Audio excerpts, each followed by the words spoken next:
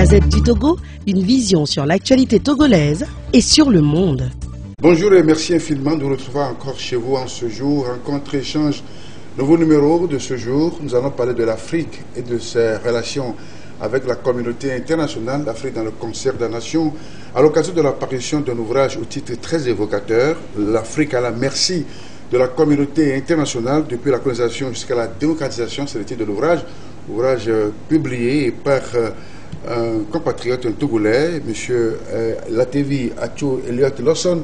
Il est diplomate de formation et de carrière à la retraite. Il passe son temps à réfléchir sur les relations internationales, notamment en ce qui concerne ce continent, l'Afrique. M. Lawson, merci à cette autre invitation.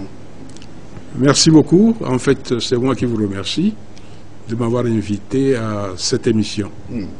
Et alors, vous nous faites également honneur en acceptant cette invitation pour présenter votre ouvrage au grand public, ouvrage qui n'est pas encore dédicacé, mais vous faites, n'est-ce pas, vous avez ce privilège à nous de découvrir, de feuilleter cet ouvrage avec les téléspectateurs. Le titre, l'Afrique à la merci de la communauté internationale depuis la colonisation jusqu'à la démocratisation. Alors, pourquoi ce titre et quel est le déclic qui vous a donc poussé à faire cet essai, à écrire ces lignes portant sur l'Afrique et dans ses relations avec la communauté internationale? Oui, en fait, ce livre fait suite à un premier ouvrage que j'ai écrit et publié en 2015. Et dont le titre était Pour une Afrique plus forte face aux enjeux internationaux. Et dans la foulée de la publication du premier ouvrage, j'ai commencé celui-ci, en 2015 déjà. Et parce que j'avais observé certains phénomènes qui, tout au long de ma carrière, m'ont prouvé que l'Afrique, de jour en jour, devenait, disons, l'otage de ce qu'il est convenu d'appeler la communauté internationale. Oui. Donc, dans la foulée de ce livre du premier, j'ai écrit celui-ci, avec des exemples bien précis qui remontent jusqu'à la colonisation, mais sans trop insister sur la colonisation, avec des exemples qui sont davantage plus récents. C'est ça. Donc c'est un livre de connaisseurs, en réalité, puisque vous avez passé votre carrière, votre temps dans les relations internationales. Oui. Vous avez été ambassadeur à Bruxelles 2 fois, vous avez travaillé longtemps au ministère des Affaires étrangères, vous avez même été ministre, n'est-ce pas, de la... Vous avez donc le temps, vous avez été ambassadeur du Togo à l'ONU, chargé de mission de paix. Pas à l'ONU j'étais conseiller, ambassadeur je l'ai été à Bruxelles. À Bruxelles, oui. Ah, d'accord. Plus tard, par la suite. C'est ça, donc c'est un regard d'observateur que vous portez sur les relations de l'Afrique avec la communauté internationale. Oui, un regard d'observateur, un regard d'acteur. Oui. J'ai vécu certains faits, il faut le reconnaître modestement, qui m'ont poussé à croire que l'Afrique était maltraitée dans le concert des nations, qu'il fallait que nous relevions la tête. C'est ça. Oui. Et alors, précisons les termes. Alors, quand on parle de la communauté internationale, qui désigne? Qu'est-ce qu'on désigne par là? C'est les Nations Unies? C'est les puissances occidentales? Oui, c'est quoi la communauté internationale, en réalité? En réalité. Mais dans les principes, au sens large du terme, la communauté internationale, ce sont tous les États, petits ou grands, d'Afrique, d'Asie, d'Amérique latine, d'Europe, etc. Mais les choses sont ainsi faites que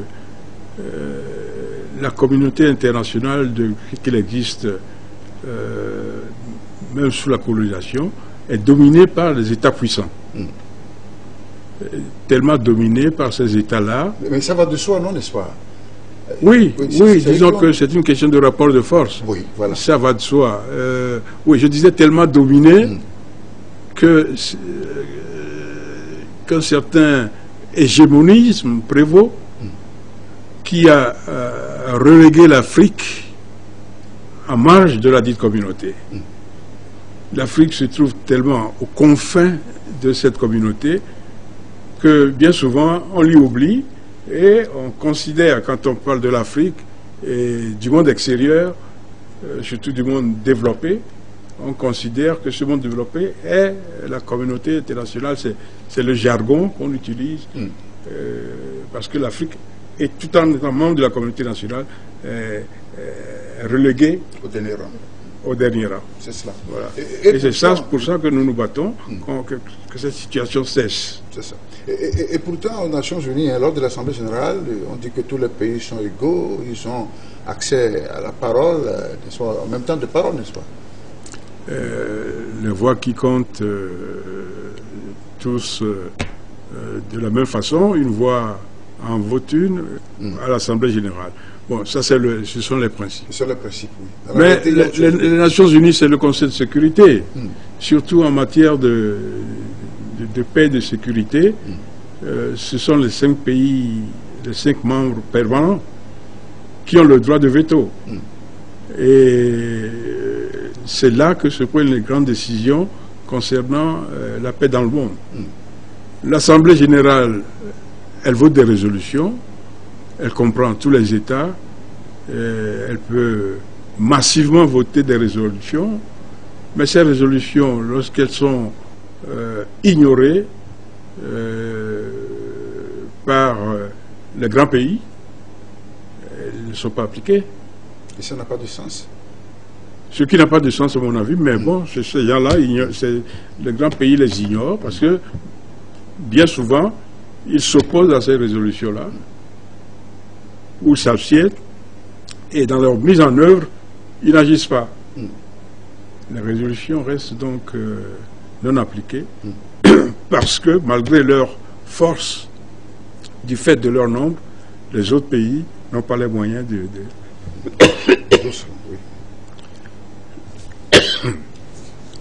les autres pays n'ont pas les moyens d'appliquer ces résolutions-là, de les faire appliquer. Voilà. Alors, vous qui connaissez les rouages des relations internationales, comment se font les discussions, par exemple, sur le plan bilatéral? Est-ce que c'est une question de ceux qui incarnent, ceux qui représentent nos pays, ou bien est-ce que c'est les institutions qui sont ainsi faites? De ceux qui représentent le pays, comment? C'est-à-dire un représentant de notre pays, par exemple le Togo, qui va discuter à Bruxelles, qui va porter un sujet devant, n'est-ce pas, les Nations Unies. Est-ce que c'est la personne qui n'arrive pas à convaincre, à s'imposer, à incarner, n'est-ce pas, cette réalité du continent africain, ou bien c'est les institutions qui sont ainsi faites de ne pas nous considérer dans le concert des nations? Et les deux à la fois. Tout dépend de l'autorité du représentant et de sa force de conviction, mais aussi de la disponibilité de nos partenaires à écouter ce représentant-là. Il a beau être brillant, il a beau être convaincant, lorsque ceux qui l'écoutent ont pour instruction de ne pas tenir compte de ce qu'il dit, il parle dans le désert. Ça, c'est une question de volonté politique. C'est de là que nous constatons que l'Afrique est traitée avec une certaine condescendance, sinon avec un certain, moi je dirais tout simplement, manque de respect. Lorsque ce qu'elle dit ne plaît pas, on ne l'écoute pas. On ne l'écoute pas. Je donnerai un exemple auquel je tiens. Lorsque Muammar Kadhafi, le guide libyen, oui, le guide libyen a été agressé, c'est le mot, par les pays de l'OTAN, avec une résolution des Nations Unies rapidement concoctée au sein du Conseil de sécurité. Les pays africains avaient pris une résolution au niveau de l'Union africaine qui recommandait vivement que cette question soit traitée pacifiquement, sans recours à la force. C'est ça. Les pays de l'OTAN, notamment la France et les USA, puisque c'était les leaders de la France, la Grande-Bretagne, et un peu plus loin les États-Unis. C'est surtout Nicolas Sarkozy et Cameron, l'un président de la République française et l'autre Premier ministre britannique, qui avait pris la tête assez clairement de l'expédition contre Kadhafi. Bon, alors, lorsque cette résolution a été adoptée, ces pays-là n'ont pas tenu le moindre compte de ce que les Africains voulaient. Alors, plus grave encore, c'est qu'au Conseil de sécurité, lorsqu'il s'est agi d'approuver à mots couverts l'expédition de l'OTAN,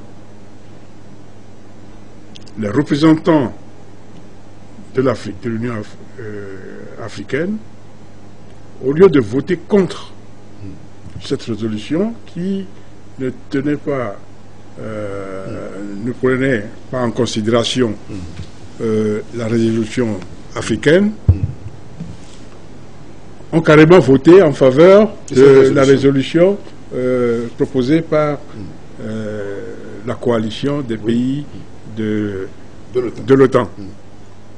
C'est pas peur de représailles, pas peur de questions d'intérêt, parce que évidemment, Dieu seul sait, ce sont des gens qui sont là-bas, qui ont été désignés par les Africains, élus par des Africains, mais qui ont le moment voulu, n'ont pas tenu compte des positions de l'Afrique. Voilà autant de choses qui ne sont pas faites pour rehausser notre autorité au sein de la communauté internationale. Très bien. Et c'est pour ça qu'on ne respecte pas toujours nos représentants. C'est ça. Alors on en vient à votre ouvrage, L'Afrique à la merci de la communauté internationale, paru aux éditions du Harmattan. Et vous remontez dans cet ouvrage à la colonisation. Vous trouvez que les germes de ce mal, de cette méconnaissance, de cette non-reconnaissance, n'est-ce pas, du poids de l'Afrique dans la Conseil des Nations remontent depuis le temps de la colonisation. Oui, sans doute. Sans doute, comme le titre du livre le dit, l'Afrique est à la merci de la communauté internationale depuis la colonisation. La colonisation est le point de départ de l'asservissement de l'Afrique. Je ne reviens pas là-dessus, nous connaissons tous les affres de la colonisation. D'ailleurs, dans le livre, je consacre une première partie assez brève à la colonisation, parce que, bon, c'est l'histoire passée, mais une chose est certaine, on ne peut pas le nier, nous avons un devoir de mémoire, nous avons un devoir je dirais pas de révolte, mais un devoir de ne pas oublier ce qui s'est passé et d'en tenir compte pour établir nos stratégies futures. C'est ça. En tirer les leçons. Bon, le malheur, c'est que même après la colonisation,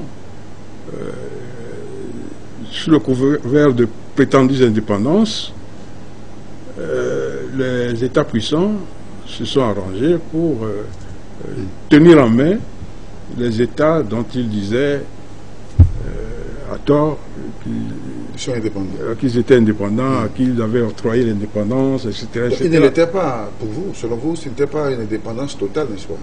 Bon, moi j'appelle cela volontiers une indépendance sous tutelle. Et ils n'ont pas laissé ces pays-là indépendants comme ça, ils ont laissé sur place des vestiges. Je ne veux pour preuve qu'une certaine monnaie que nous connaissons tous. Le CFA, le français. Je ne veux sur place que certaines présences militaires. Je ne veux sur place que certaines exploitations de matières premières contrôlées par la puissance coloniale bien au-delà des indépendances. C'est ça.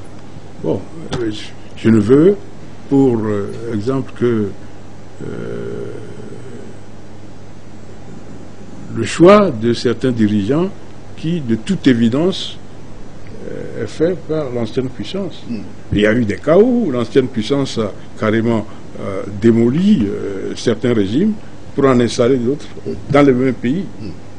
Bon, alors tout cela n'est pas la preuve d'une indépendance digne de ce nom. C'est ça. Oui, mais certains esprits pensent que plusieurs décennies après les indépendances, si on continue toujours à porter ce doigt accusateur sur les anciennes puissances coloniales, ça veut dire que nous-mêmes, nous ne prenons pas conscience, n'est-ce pas, de nos réalités. Oui, le livre associe, si j'ose dire, tout ce que la communauté internationale fait à l'Afrique, ce que nous-mêmes, Africains, nous commettons comme erreur et qui nous entraîne loin derrière les autres continents. Non, je ne mets pas seulement en cause la communauté internationale. J'insiste aussi, et je fais des recommandations à ce sujet, j'insiste sur le rôle souvent, disons, négatif sur le développement de nos pays que jouent certaines classes dirigeantes. Ça, je l'ai clairement souligné dans le livre. Et je souligne aussi que nous devons veiller à une gouvernance stricte de nos ressources, pas seulement de nos ressources, puisqu'une gouvernance, ça couvre tous les domaines, pour que nous fassions preuve d'autorité et de respect auprès de nos partenaires de la communauté internationale. Une fois cela fait, nous ne continuerions plus à demander une assistance par ici, une assistance par là, de l'argent par ici, des troupes par là, etc. C'est ça. Donc le vent de la démocratisation qui a soufflé sur l'Afrique depuis la chute du mur de Berlin n'a pas aussi changé la donne. La démocratisation. Oui. Dans les années 90, oui, où après le discours de la Baule, il était question de conditionner l'aide au développement par le processus de démocratisation. Oui. Ça n'a pas changé les données, non? Non, moi je pense que la démocratisation telle que la Baule l'a conçue, peut-être pas conçue, l'a initiée, était en quelque sorte de la poudre aux yeux, finalement, parce que tout le monde était content au départ, tout le monde voulait que les choses soient organisées d'une certaine façon. Disons-le, tout le monde était heureux de sortir de la chape des partis unis, des partis États, à la socialiste, à la communiste, qui avaient la main forte, la main dure. Bon, mais très tôt, ceux qui ont poussé à ce qu'on se débarrasse de ces partis uniques nous ont lâchés. Nous ont lâchés et n'ont pas toujours procédé dans le sens de la démocratisation. Ils ont vu qu'ils allaient ouvrir des boîtes de Pandore, dans certains cas, qui risquaient de mettre en cause leurs intérêts, parce que les intérêts des peuples concernés n'étaient pas toujours conformes à leurs intérêts. Donc, ils ont serré les vis. S'agissant de la démocratisation, qu'ils ont initié de loin. Oui, vous voulez dire que c'est un échec sur toute la ligne? Échec de quoi? Échec de ce processus de démocratisation? Non, pas du tout. C'est cela? Pas du tout, pas du tout. Je parle de la démarche des pays développés. Oui. Bon, maintenant, s'agissant de nos pays aussi, c'est une démocratisation chaoteuse, avec plein de soubresauts. Elle va mieux dans certains cas que dans d'autres. Oui. Même là où on estime qu'elle va mieux, il y a quand même des cas où on se pose des questions. C'est ça. Donc, c'est un combat à mener sur plusieurs années. Ça ne va pas se faire du jour au lendemain. Ça ne va pas être un processus linéaire. Ça sera un processus difficile. Ça a commencé, ça continuera jusque, le plus tôt étant le mieux, on arrive à installer des régimes démocratiques qui assurent la stabilité, la paix, le bien-être des populations. Certains historiens estiment que 50 ans, 60 ans, c'est rien sur l'échelle de l'histoire. Et que donc, on a encore du temps à faire avant d'arriver à cet achèvement de ce processus, de sorte qu'on puisse véritablement peser dans la balance, dans le concert des nations. On a déjà fait 60 ans d'indépendance. Oui. Certains pays en Afrique sont loin déjà dans le processus démocratique. Oui. On connaît plusieurs élections sans problème. Sans problème. Le Ghana ce samedi, n'est-ce pas? Sans problème. Ouais. Il y avait une alternance pacifique là-bas. Oui, récemment il y a eu le Botswana. Le Botswana, oui. Il y a eu le Sénégal. Il y a eu plusieurs élections sans que les gens ne s'étripent. Il y a eu l'île Maurice, par exemple, aussi récemment. Il y a des pays qui sont en avance sur ce plan-là. C'est notamment les pays francophones qui sont en retard dans cette marche. Ce qu'on appelait le fameux précaré français. Oui, il faut le croire. C'est un constat évident. Les pays anglophones se portent bien pour la plupart, mais ce n'est pas non plus la grande joie dans certains pays anglophones. C'est selon. Oui, mais on constate quand même qu'il y a un éveil de conscience sur le continent actuellement, avec des élans, des mouvements de panafricanistes. Oui, tout à fait. Oui. Tout à fait, on ne peut que s'en féliciter. On ne peut vraiment que s'en féliciter. Il y a un élan. Il y a même un mouvement qui embrasse tout le monde, moi je crois. Les élites, les populations, les élites de tous bords, même ceux qui ne se comprennent pas politiquement,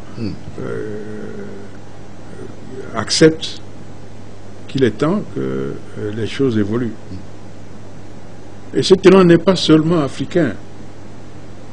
Et c'est ça que moi je veux souligner. Et c'est l'une des raisons qui m'ont poussé à publier ce livre. Cet élan est également français. Dans mes recherches, j'ai été vraiment agréablement surpris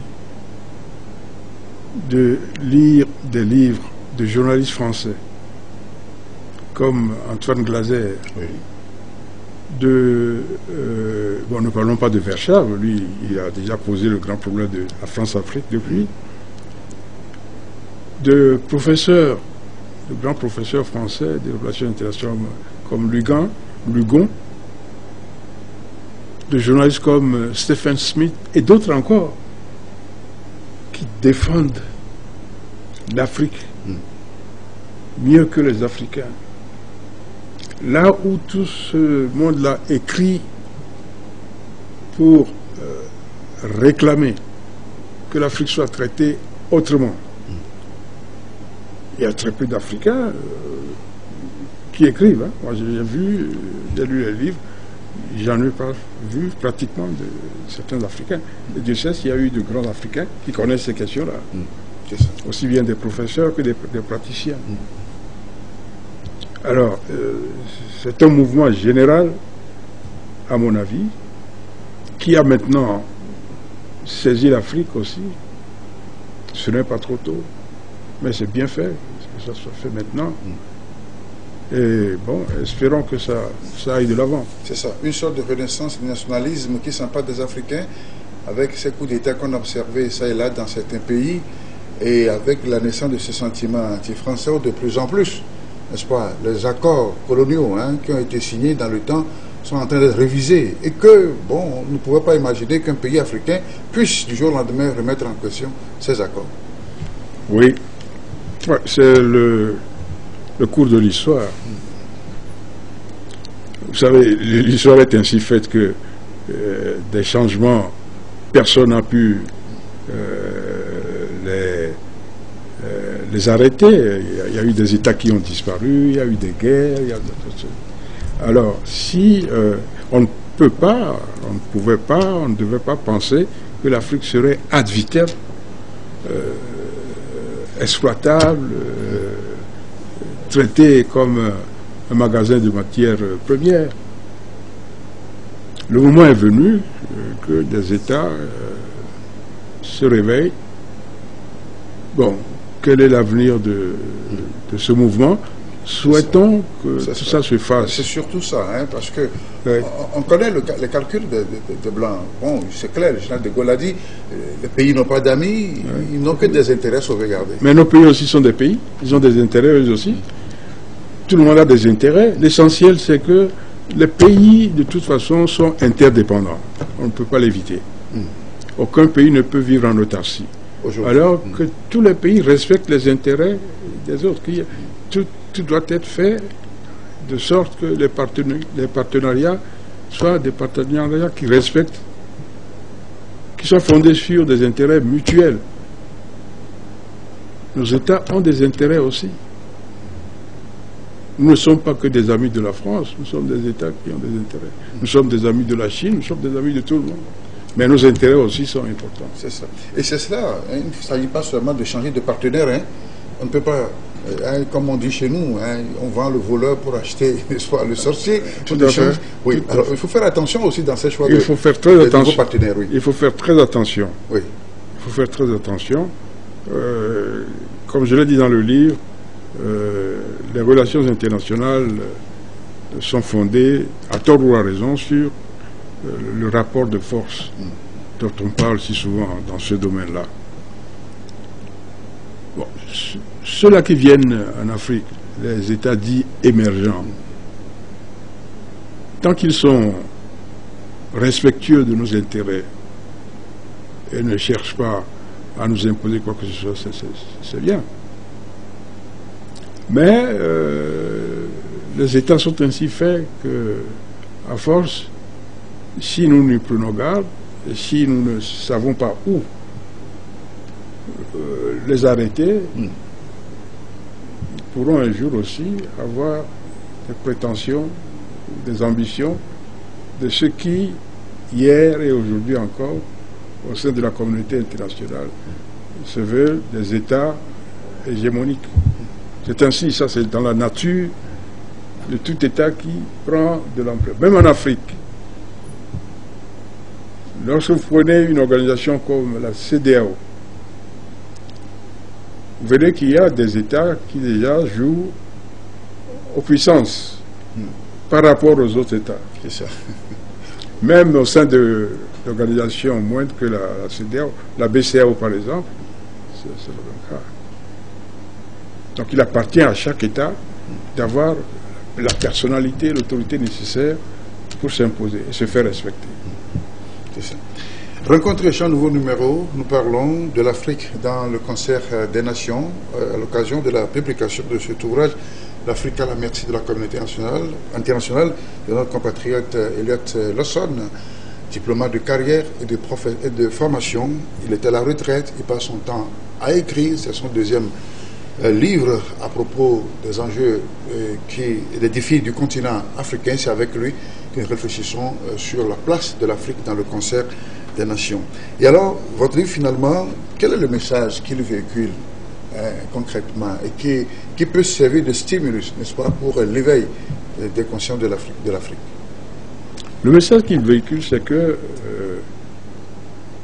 les peuples africains doivent se prendre en charge, doivent assumer leur destin et ne compter que sur eux-mêmes. C'est ça. C'est clair.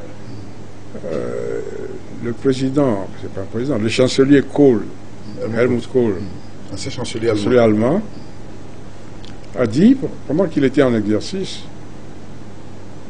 que l'Europe ne se laissera pas surprendre une deuxième fois, qu'elle a laissé l'Asie se développer et qu'elle ne laissera pas l'Afrique s'industrialiser. C'est ça. Je n'ai pas cru à clair, ça. oui. J'ai cherché à avoir des documents où il a écrit ça, où il a dit ça. Mais je l'ai lu dans plusieurs journaux et dans certains essais. Donc, je suis obligé de croire à ça. C'est clair. Donc ça veut dire que l'Afrique représente quand même quelque chose, un poids. Hein. Bon, bien sûr, Oui, l'Afrique représente quelque chose pour l'Europe. Il y a un rapport d'une commission de parlementaires français établi en 2013. Et ce rapport a été écrit notamment par Jean-Marie Bockel. Jean-Marie Bockel, qui avant ça a été secrétaire d'État à la coopération, a été démoli parce qu'il voulait lui aussi démolir la France-Afrique. Jean-Marie Bockel, qui encore maintenant traite de l'Afrique pour le président Macron. Ce rapport était intitulé « L'Afrique est notre avenir ». Un rapport de parlementaires français. C'est significatif, hein? L'Afrique est notre avenir. Mais le mérite de ce rapport, c'est que les parlementaires réclamaient une révision de la politique africaine de la France, afin de faire de l'Afrique un partenaire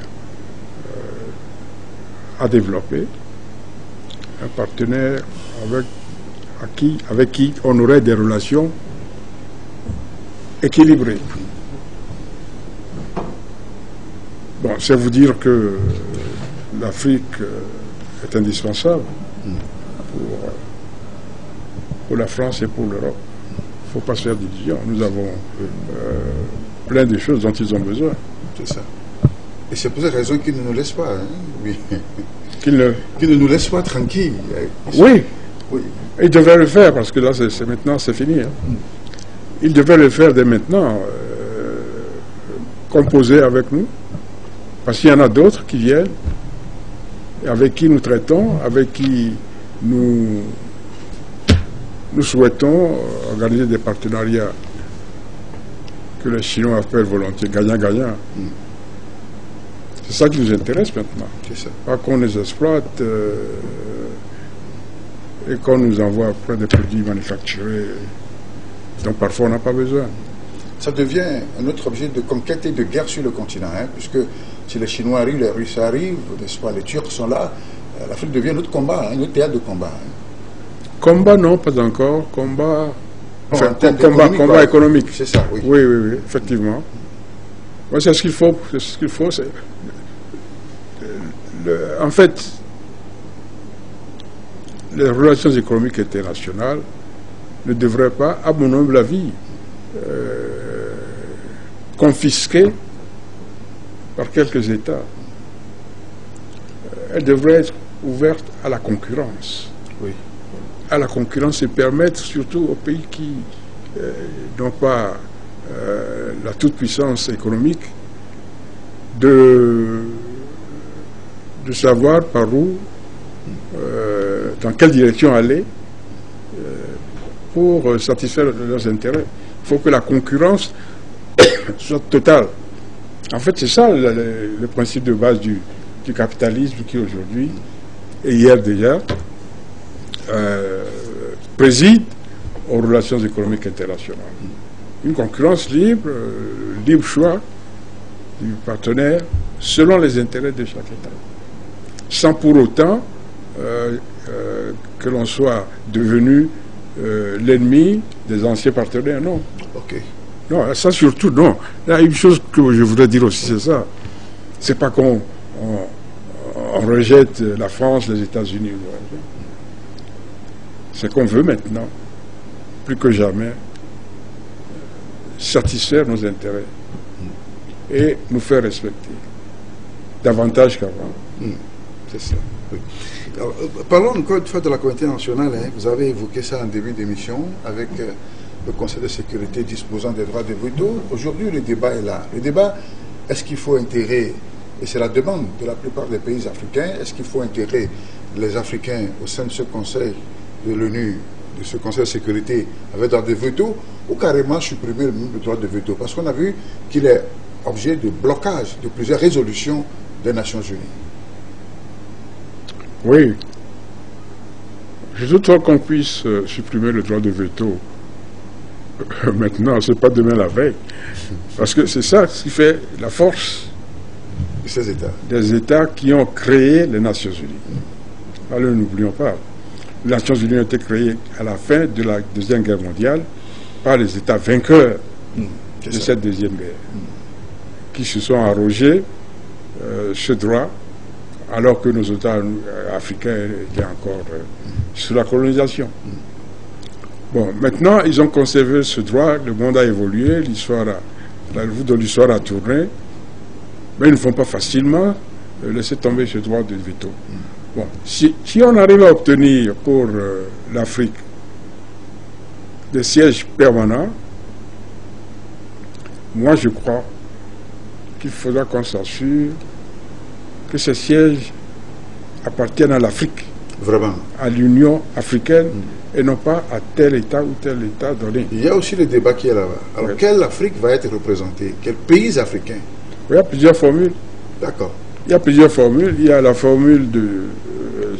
je crois que c'est la principale. Du président en exercice de l'Union africaine. Oui. Qui peut jouer ce rôle? Son représentant aux Nations Unies ou son ministre des Affaires étrangères peut jouer ce rôle. C'est ça. Donc pas forcément un État... Pas forcément un État qui se dit puissance par ici, puissance par là. Puisqu'on a souvent cité l'Afrique du Sud, le Nigeria... Nigeria, tout ça. Moi, je ne crois pas beaucoup à ça. Oui. Je ne crois pas beaucoup à ça. Il ne faut pas chercher, comme vous l'avez dit, chasser le sorcier. Le voleur pour acheter le sorcier. Oui. Bon, c'est ça. Il faut faire attention à ça. C'est l'Afrique qui veut ce siège-là. Et tout État, petit, si petit soit-il, peut représenter l'Afrique. Il vaut mieux encore un petit État comme la Guinée-Bissau, qui appliquerait avec courage les décisions de l'Union africaine,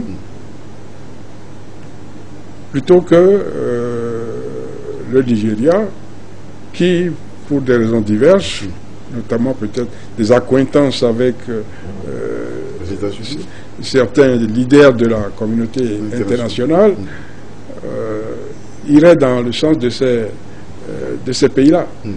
Ce qui nous importe, c'est que les décisions de l'Union africaine soient mises en application là-bas au Conseil de sécurité. Ce n'est pas pour la petite gloriole de tel ou tel pays africain. Oui, vous parlez de l'Union africaine, ça veut dire qu'on ne va pas négocier cela en dispersé, mais de façon, dans une stratégie d'action unitaire, n'est-ce pas? Oui. Sauf que ces institutions régionales, sous-régionales, panafricaines, manquent parfois aussi d'autorité. Hein. Vous l'avez fait remarquer, la réticence, n'est-ce pas, des États africains à l'Union africaine de réagir à la mort de Kadhafi, par exemple. Oui. Manque d'autorité, oui. Comme bon. Puisque les sièges sont construits par la puissance coloniale. Oui. Le siège de l'Union africaine à Addis Abeba, il semble que bon, quand c'est les Chinois qui construisent, quand c'est les Russes, quand c'est le financement de la communauté internationale, voyez-vous. Ben voilà autant de raisons pour lesquelles l'Afrique est reléguée au dernier rang. Lorsque vous demandez le financement de certaines actions à la communauté internationale, même aux Nations Unies, et que vous-même vous ne payez pas vos contributions aux Nations Unies, alors que les États-Unis payent, je ne sais quoi, peut-être le tiers des contributions totales. Qu'est-ce que vous voulez? Vous ne pouvez pas vraiment affronter les Nations Unies, les États-Unis dans cette organisation-là. Il vous faut d'abord respecter vos engagements, parce que les contributions des États sont calculées sur la base de leur PIB, je crois, enfin, sur la base de leur puissance économique. Bon, au moins respectons ça, N'attendons pas de ne pas payer, de nous faire payer notre contribution par d'autres États, des États de la communauté internationale, par exemple. Comment faire pour équilibrer ou pour rééquilibrer, n'est-ce pas, dans votre réflexion de diplomate, hein, quand vous y pensez, comment faire pour, n'est-ce pas, donner à l'Afrique la place qui lui revient de façon légitime, hein, compte tenu de son poids, puisque tous disent que l'avenir du monde, de l'humanité, c'est l'Afrique. Oui, il faut d'abord que nous mettions de l'ordre chez nous, en Afrique. De l'ordre, dans quel sens, dans quel domaine? À tout point de vue. À tout point de vue. Au niveau de la gouvernance, comme je dis, la gouvernance concerne tous les domaines. Il faut que les leaders, les classes dirigeantes,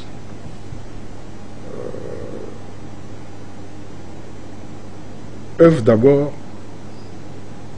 dans l'intérêt général pour leur pays, de façon patriotique.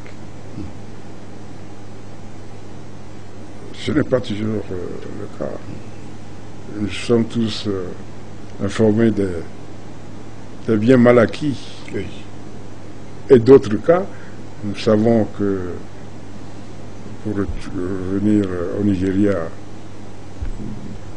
du passé, nous savons tous que l'argent d'Abacha, enfin, l'argent de Guillemets d'Abacha, il y en a toujours une partie qui traîne dans les banques européennes. Bon. Alors, comment voulez-vous, avec ça, aller de l'avant? Donc, il faut que ça cesse, que tout cela cesse, qu'on soit plus sérieux. D'abord. Ensuite, que l'on soit unis. Ça, c'est important. Tant que l'Afrique n'est pas unie, elle ne pourra pas faire face à la communauté internationale. Il faut pas... Et tu as parlé d'une seule et même voix. Oui, il ne faut pas se leurrer. Aucun pays, que ce soit le Nigeria, l'Afrique du Sud, la Côte d'Ivoire, le Sénégal, l'Éthiopie, etc., aucun pays africain seul ne peut tenir tête au plus petit pays européen. C'est devient européen. Vous prenez l'Afrique du Sud, ce pays ne pourra pas tenir tête à la Suisse, à la petite Suisse. C'est ça la réalité. Alors, c'est seulement ensemble et unis, avec un panafricanisme militant, que nous pourrons aller de l'avant. Et nous devons commencer, nous avons commencé, mais est-ce que nous le faisons bien? Je n'en sais pas grand-chose. Je ne crois pas, reconnaissons-le. Nous avons commencé avec des communautés régionales, oui, CEDEAO, etc. Bon, depuis 40 ans, qu'est-ce que nous avons fait comme progrès en matière d'union économique et d'union politique? Nous avons créé l'OUA, puis l'UA. Mais là encore, nous avons des positions qui divergent. Qui divergent. Donc l'intégration africaine n'est pas réelle, oui. Elle n'est pas réelle. Elle n'est pas réalisée, elle n'est pas réelle, elle n'est pas faite. Elle est encore à faire. Et elle est indispensable. Tant que nous ne la ferons pas, nous n'avancerons pas. Prenons le cas de l'Union européenne qui devrait nous servir d'exemple. L'Europe, par rapport aux États-Unis, les pays européens ne pesaient pas lourd par rapport aux États-Unis. Même les grands pays comme la France, la Grande-Bretagne, l'Italie, etc., pris individuellement, ils venaient bien derrière. Il a fallu que la communauté européenne, la communauté de l'acier et du charbon, que tout cela fut créé jusqu'à en arriver à l'Union européenne aujourd'hui, pour que l'Europe relève la tête et fasse concurrence aux États-Unis. Aujourd'hui, l'Europe est forte, reconnaissons-le. L'Europe est forte aujourd'hui pour s'être quelque peu unie. C'est ça. Alors, tenons cela comme modèle, faisons la même chose. On ne nous demande pas d'inventer la roue. On nous demande de changer de mentalité et de comportement. C'est ça. Voilà. Je ne sais pas si vous avez jeté un coup d'œil sur le livre d'Albert Bougie qui parle de relations opaques qu'il y avait eu entre les chefs d'État. Le livre récent. Le livre récent. Ils savent que je ne l'ai pas encore lu. J'ai voulu lâcher, je ne l'ai pas trouvé. C'est cela. En France, bon, je suis Qui dit comment se passent ces histoires de valises, de mallettes, n'est-ce pas, remplies de billets. Oui, j'ai vu des vidéos, des tranches de vidéos là-dessus. Oui. Oui. Votre question? Oui, mais alors la question c'est, est-ce que vraiment on peut fonder des partenariats gagnant-gagnant comme le dit sur ce genre de comportement de ces chefs d'État africains dans ces relations particulières avec la France? Non, non, non, c'est celui qui prend l'argent qui gagne. C'est pas gagnant-gagnant. Oui, parce que celui qui prend les valises, c'est lui seul qui gagne. Qui gagne l'argent du pauvre. Voilà, c'est le riche qui gagne l'argent du pauvre. Bon. Reconnaissons humblement et objectivement quand même que ce sont des choses qu'il faut éviter maintenant. C'est ça. Je crois que Bourgi n'a pas parlé comme ça. Il sait ce qu'il fait. Bourgi est un vieux de la vieille. Et il faut que chacun prenne note de ça pour que ça cesse. Je crois que c'est un message qu'il envoie à tout le monde. À tout le monde. À ceux qui envoient les valises et à ceux qui les prennent.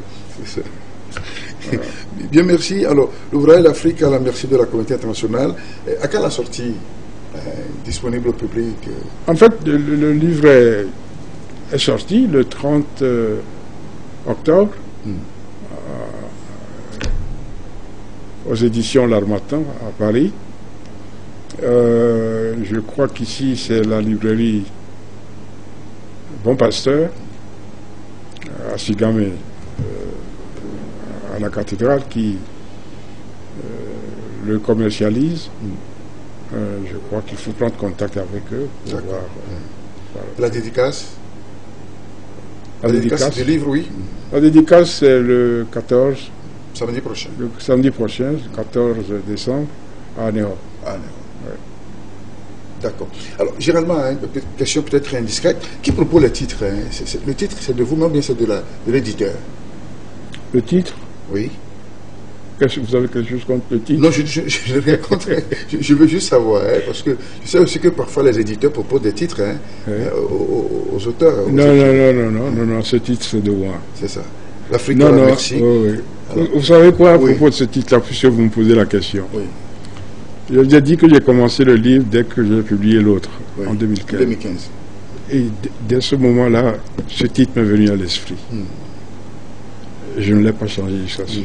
C'est un titre de désespoir, quelqu'un m'a même dit, d'inquiétude un ami m'a même dit que ce titre semble être défaitiste.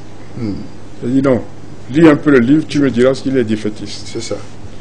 C'est un constat amer. Un constat amer qui dit que bon, c'est comme si on ne peut rien pour changer. Non, c'est pas parce que vous êtes à la merci de quelqu'un que vous ne pouvez pas changer.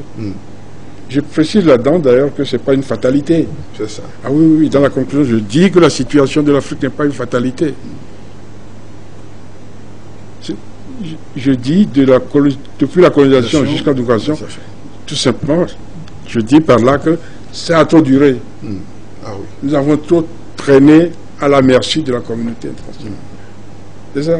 C'est l'interprétation qu'il faut avoir de cela. Il faut lire le livre et tout est net dans le livre. Avec des solutions, bien sûr. Avec des recommandations. Des recommandations. Oui, dans chaque cas, oui, des recommandations. C'est que nous avons trop traîné dans cette situation-là. Non, c'est pas défaitiste, c'est pas négatif, c'est pas... bon... Plutôt un appel à la conscience, à l'éveil de conscience. Voilà, tout à fait. Un appel au réveil des Africains. Tout comme les Chinois se sont réveillés et maintenant se sont imposés aux autres. Un appel à un changement de mentalité. Oui. Est-ce qu'on a les atouts nécessaires pour ce changement de mentalité? Est-ce que nous avons suffisamment de moyens pour relever la tête? Oui, il suffit de le vouloir. Il suffit de le vouloir, il suffit aussi que la classe dirigeante nous pousse vers là, quitte à nous l'imposer. Vous comptez sur la politique pour relever le défi, sur les intellectuels africains, sur la société civile? Oui, bon, je dis dans ce livre, je donne des exemples simples. Hein. Oui. Je donne le cas des entraîneurs de football. Comme on aime bien le football. Hein. Ouais. Voilà, moi aussi. Alors, les entraîneurs de football des pays africains, des sélections africaines,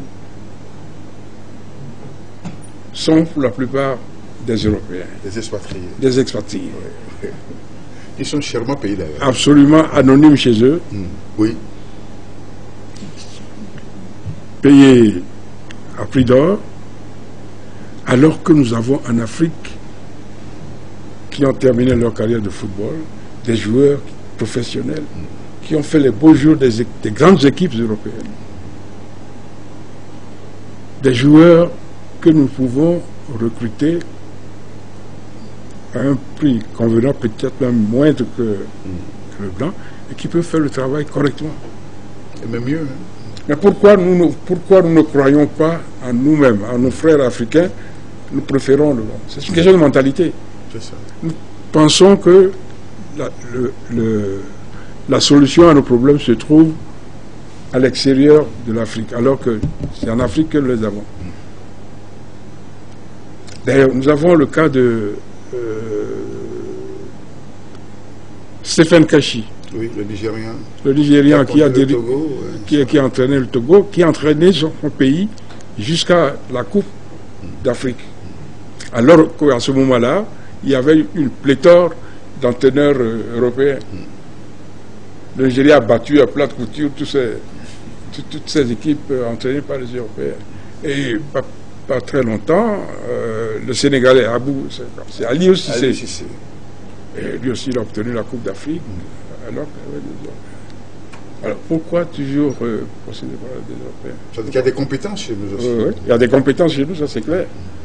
Bon, un autre exemple. Pourquoi chez nous, en Afrique, devons-nous nous éclaircir la peau? Pourquoi? C'est ça. Et pourquoi les États n'interdisent pas ces produits qui permettent de s'éclaircir la peau? Pourquoi on n'interdit pas l'importation de ces produits-là? Pourquoi? Parce que nous estimons qu'être blanc, de peau claire, c'est ça ce qu'il faut, c'est mieux, soyons fiers d'être noirs. Black is beautiful. James Brown disait I'm black and proud. Soyons n'ayons pas de complexe. Pourquoi ces cheveux à l'européenne, les cheveux blonds, les cheveux de couleur absolument inimaginable maintenant, que nos dames, nos sœurs, nos tantes, nos mères, parfois même nos grands-mères portent. Vous voyez une grand-mère noire qui porte une perruque blonde. Bon, vous voyez ça, c'est ça. Vous voyez au marché la revendeuse de tomates qui porte une perruque verte.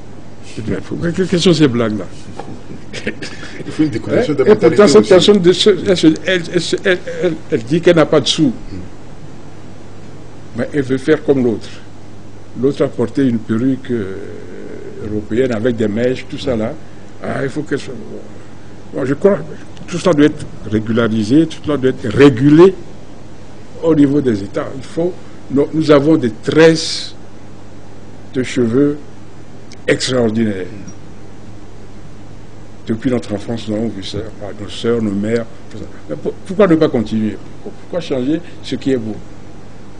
Alors, nous permettons ainsi, en achetant ces perruques occidentales ou chinoises, nous permettons à l'extérieur, à la communauté internationale, de déverser dans nos pays des produits dont nous n'avons pas besoin, mais qui leur fait de l'argent à eux.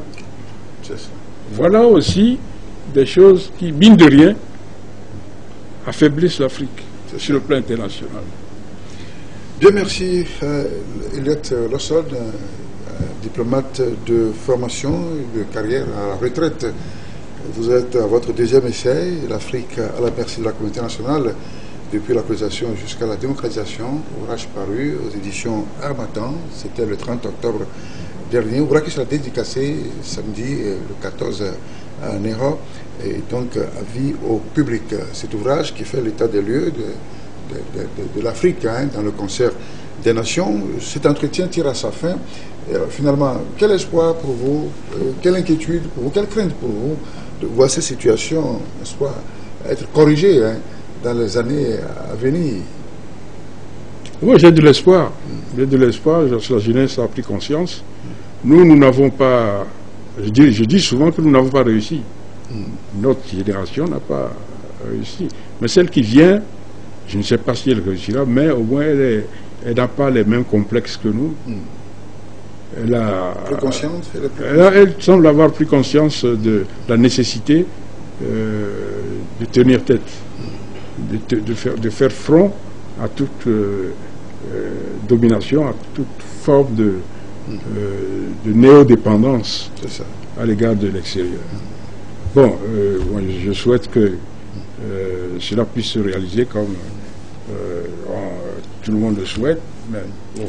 Que l'Africain soit moins complexé, n'est-ce pas? Oui, mais je l'espère. Je l'espère que ces générations qui viennent seront, les générations qui viennent seront moins décomplexées. Et ça s'impose. Ça s'impose. Nous ne pouvons pas continuer à singer les gens de l'extérieur. Nous sommes nous-mêmes. Les Chinois, les Asiatiques, nous n'avons changé personne. C'est pour ça qu'ils ont gardé leur personnalité et ils se font respecter par l'Occident. Vous n'allez pas voir un Chinois porter des perruques. C'est ça. Jamais. C'est ça. Dieu merci pour un éveil de conscience de la génération, des générations actuelles et futures, pour relever les défis et les enjeux des temps actuels et répondre au rendez-vous des continents. C'est cela le vœu le plus ardent et tout Africain conscient de la situation actuelle pour répondre donc à la communauté internationale épuisée dans cette communauté qui a trop longtemps marginalisé le continent africain. Je crois que c'est aussi votre souhait en publiant ce titre assez évocateur, l'Afrique à la mesure de la communauté nationale, non pas dans un esprit défaitif, vous l'avez dit, n'est-ce pas? C'est pas que vous ne croyez pas à l'Afrique, mais au contraire pour l'éveil des consciences. Cette émission est donc terminée. Merci, M. Lossol Elliot, d'avoir passé ce temps en studio avec nous pour décortiquer votre ouvrage. Merci beaucoup.